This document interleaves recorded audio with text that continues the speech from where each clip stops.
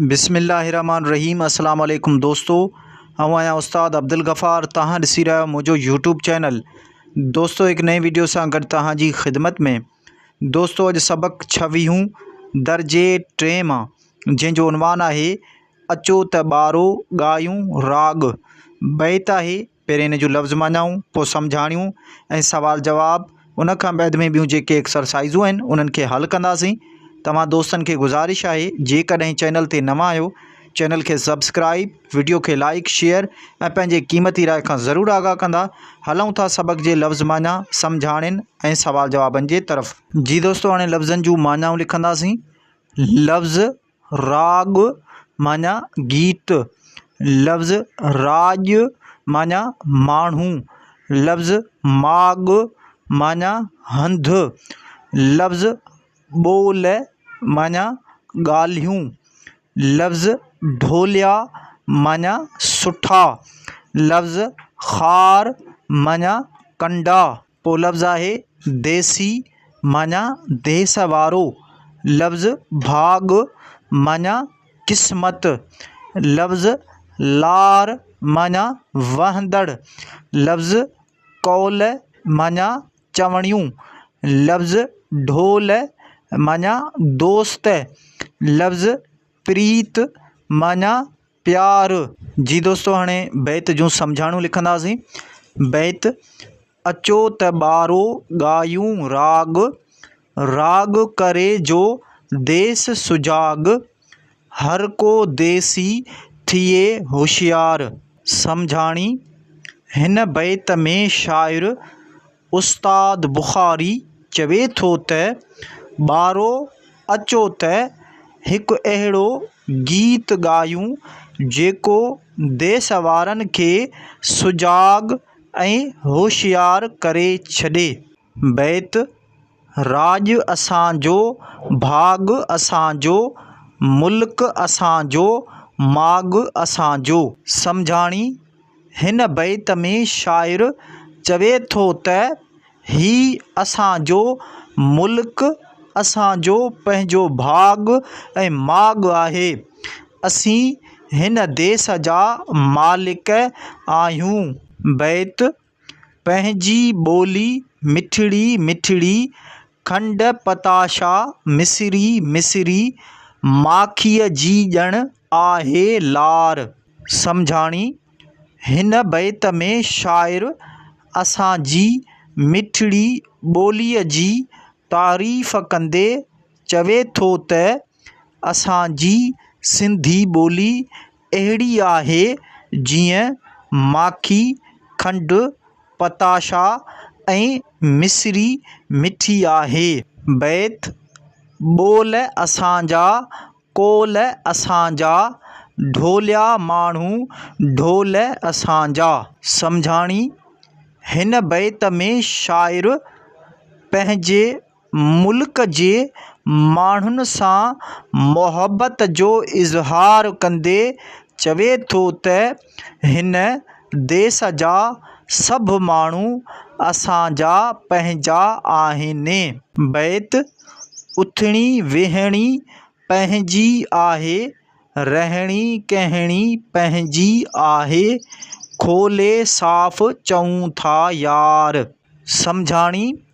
हिन बैत में शाइर चवे थो त असांजे पंहिंजे माण्हुनि जी रहणी कहणीअ जो बिल्कुलु निज तरीक़ो आहे, जेको असां सभिनी खे ॿुधाए था छॾियूं। बैत देस असांजो, वेस असांजो, लूंगियूं अजरक खेस असांजो, जेको चाहे तंहिंखे चाहियूं, गुल सां गुल, ख़ारनि सां ख़ार। सम्झाणी। हिन बैत में शाइर पंहिंजे देस जे लिबास जी तारीफ़ कंदे चवे थो त असांजो अजरक ऐं असांजूं लुंगियूं असांजो ख़ासि लिबास आहिनि ऐं जेको मुहबत ॾींदो आहे, असीं बि उन खे मुहबत ॾींदा आहियूं।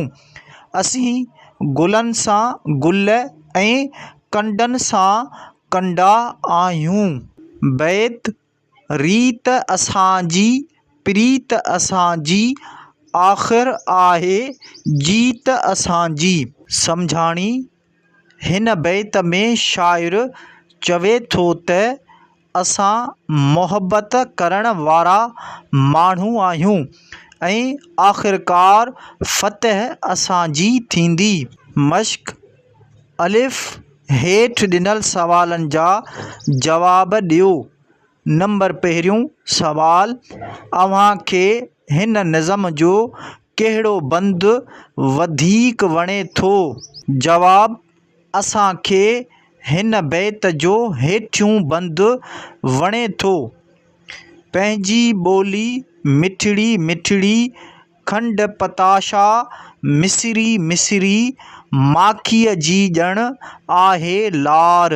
नंबर ॿियो सवाल, अव्हांखे उहो बंदु छो थो वणे?